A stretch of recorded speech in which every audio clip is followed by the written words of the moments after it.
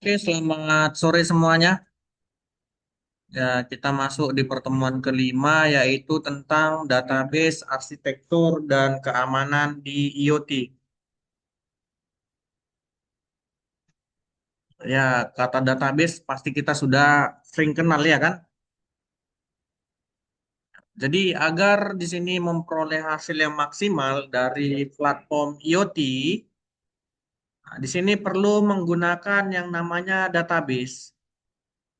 Di mana di sini database yang tepat bergantung pada kebutuhan setiap proyek IoT. Keamanan dari IoT di sini adalah praktik yang menjaga sistem IoT tersebut tetap aman.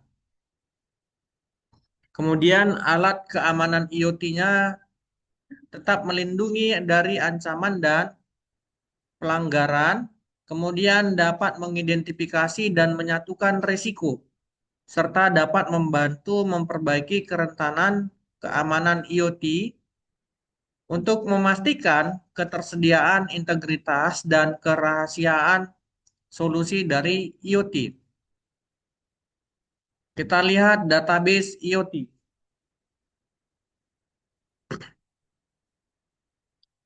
Basis data dari IoT di sini adalah kumpulan titik dari data yang dapat diperbarui dan dibuat query-nya yang dikumpulkan dari berbagai sumber. Sumber data IoT di sini dapat mencakup sensor dan juga sensornya berupa analog dan digital.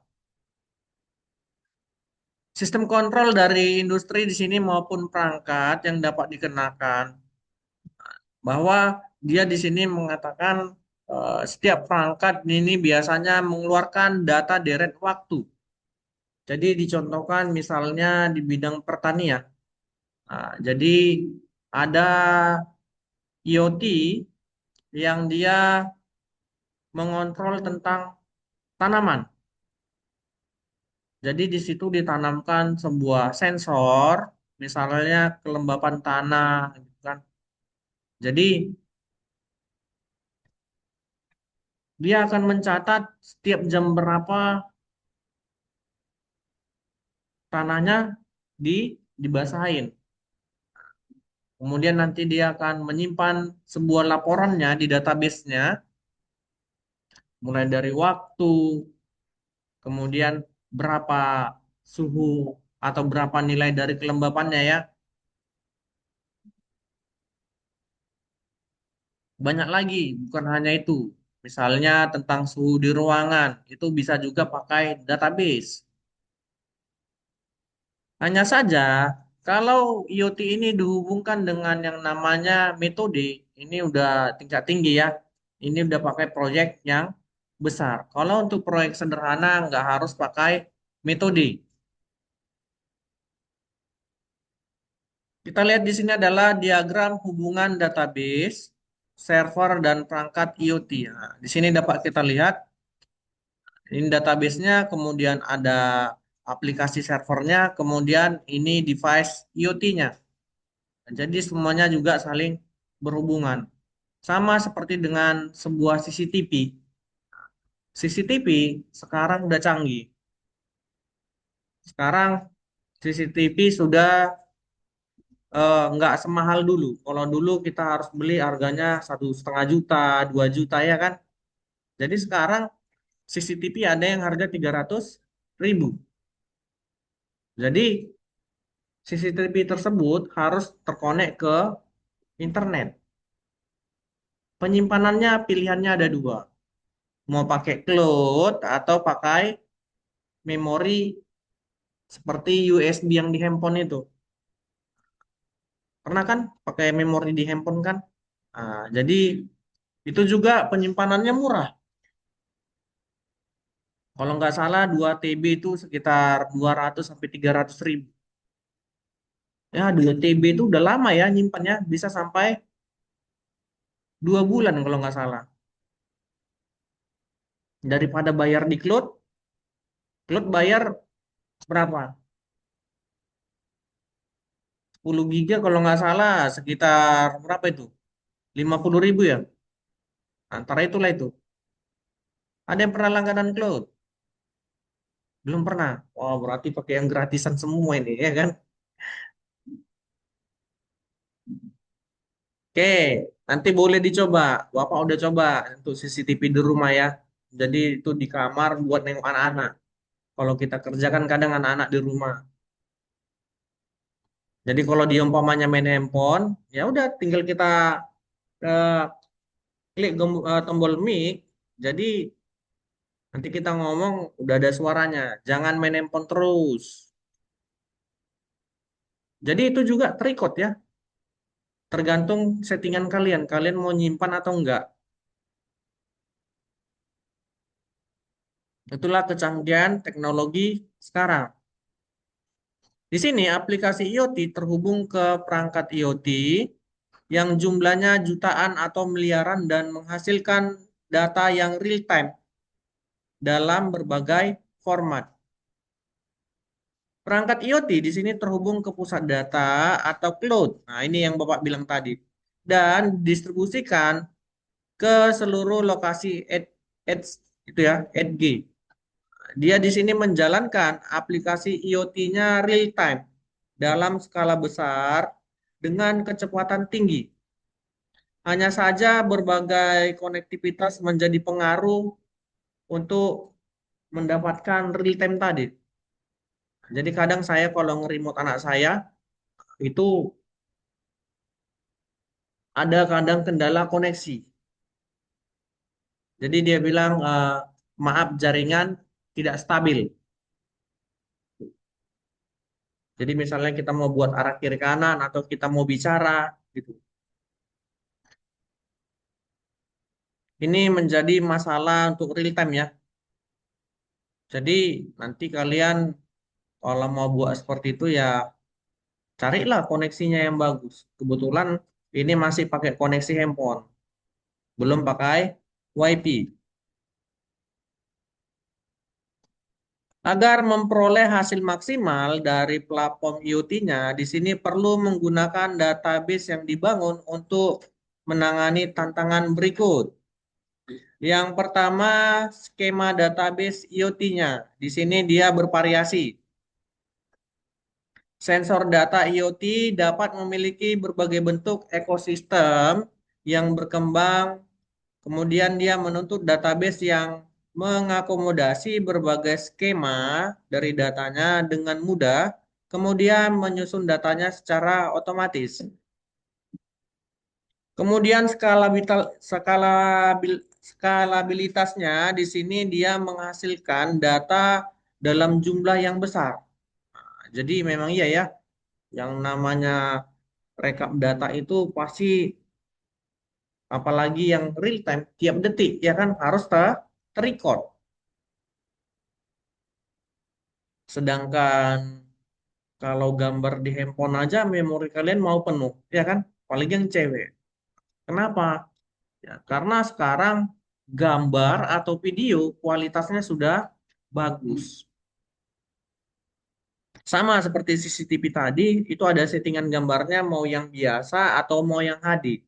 Semakin kalian buat kualitasnya tinggi, maka itunya semakin besar menyimpan datanya.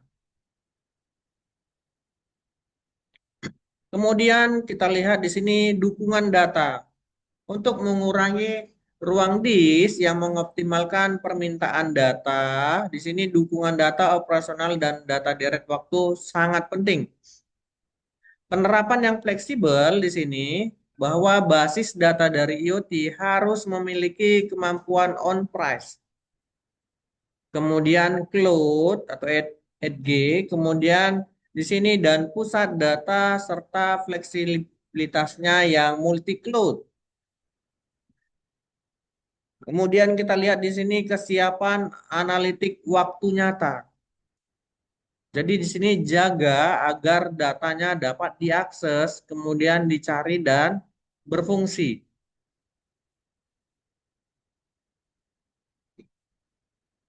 Kemudian kita lihat memahami arsitektur database IoT statis dan streaming. Apa sih bedanya streaming sama real time?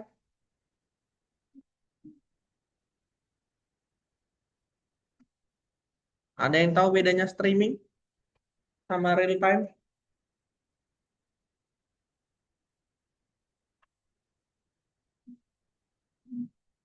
Ayo, yang cewek, yang biasa sering-sering online, yang tiap hari megang handphone. Apa bedanya streaming sama real time?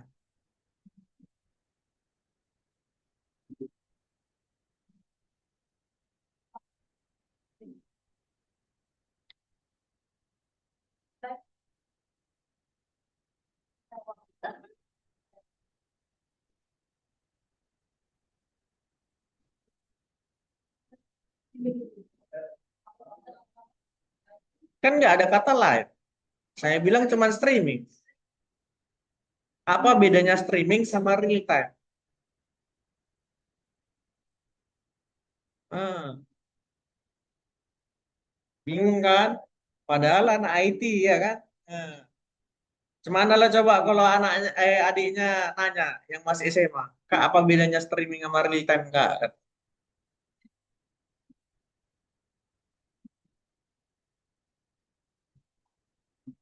Awas. Nah, apalagi yang nanya calon adik ipar ya kan? Oh, kacau itu. Mak, bilang sama abang jangan pacaran sama kakak itu. Kenapa? Bodoh kali. Masa nggak tahu arti perbedaan streaming sama real time kata. Ya kan?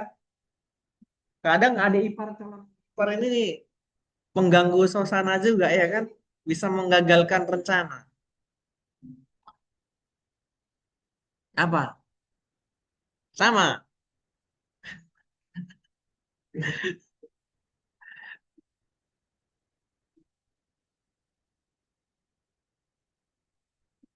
Jadi sebenarnya pas yang dibilang 11-12 itu ya. Jadi yang namanya real time datanya juga disimpan.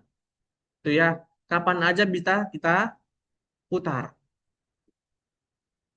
Sama, streaming juga. Hari ini kalian streaming di Facebook live, ya kan? Besok bisa nggak dilihat orang lagi? Bisa, karena dia tersimpan. Itu ya. Jadi nggak jauh beda dia. Karena dia masing-masing punya database yang apa namanya yang disediakan oleh penyedia itunya lah. Kalau yang penyedia platform lah, kalau saya bilang ya. Oke, kita lihat di sini. Mulailah dengan memahami perbedaan antara database statis dan streaming. Nah, ini beda lagi. Basis data statis juga dikenal sebagai basis data batch. Dia di sini mengelola data yang tidak digunakan. Data yang perlu diakses di sini berada sebagai data tersimpan yang dikelola oleh sistem manajemen basis data atau DBMS. Pengguna di sini membuat pertanyaan dan menerima tanggapan dari DBMS yang biasanya namun tidak selalu menggunakan SQL. Berarti apa pilihan lainnya? Bisa pakai cloud salah satunya, ya. Terus apa lagi? Bisa pakai memori yang seperti saya bilang tadi. Basis data streaming di sini menangani data yang bergerak. Data terus mengalir melalui database dengan serangkaian pertanyaan yang diajukan secara terus-menerus. Biasanya dalam bahasa khusus untuk database streaming. Output database streaming di sini dapat disimpan di tempat lain seperti cloud. Nah, ini tadi yang saya bilang. Dan diakses kembali melalui mekanisme query standarnya. Basis data streaming di sini biasanya didistribusikan untuk mengelola skala dan persyaratan beban dalam jumlah besar. Saat ini terdapat berbagai database streaming komersial, kemudian kepemilikan dan sumber terbuka. Termasuk di sini beberapa platform terkenal seperti Amazon, kemudian Apache, banyak ini ya. Ada Google Cloud, IBM. Jadi Microsoft juga termasuk di sini. Jadi banyak pilihan mana yang mau kalian gunakan untuk penyimpanan online di sini. Platform tadi merupakan database streaming murni yang dioptimalkan untuk pengambilan keputusan yang real time. Yang jadi pertanyaan, bayar atau gratis? Bayar. Mana ada perusahaan yang mau rugi ya kan? Gojek aja bayar. Orang narik dipotong 2.000 ya kan? Padahal dia cuma penyedia layanan. Makanya kenapa banyak muncul saingan-saingan baru? Ya, orang-orang yang jago programmer dia buat sendiri. Habis itu dia buka seperti itu saingannya, tinggal ngurus izin perusahaan ya kan? Seperti di beberapa daerah ada tuh di wilayah ini muncul tuh tempat yang baru, misalnya ojek-ojek online yang baru, tapi hanya khusus untuk wilayah misalnya wilayah Deli Serdang, ya kan, atau Kota Medan.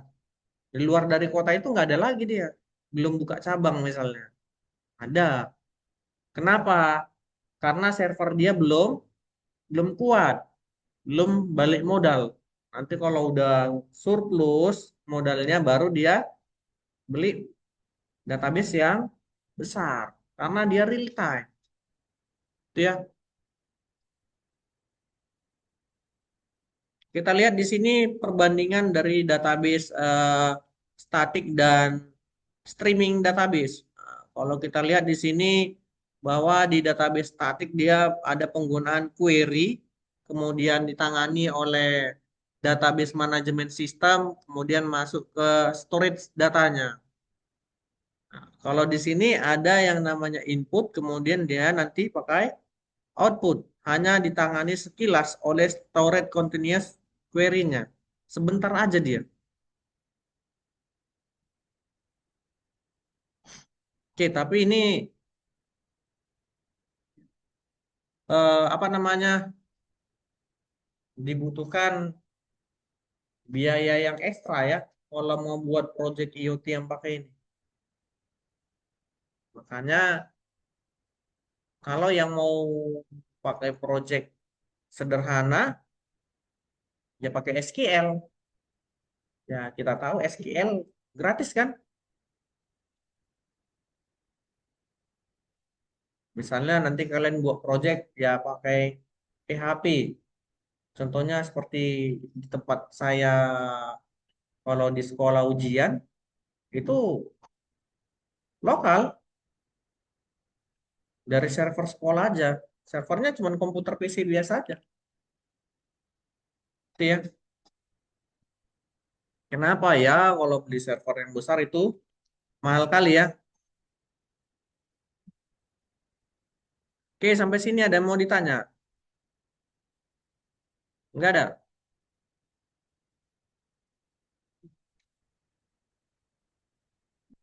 Itu di luar hujan atau apa?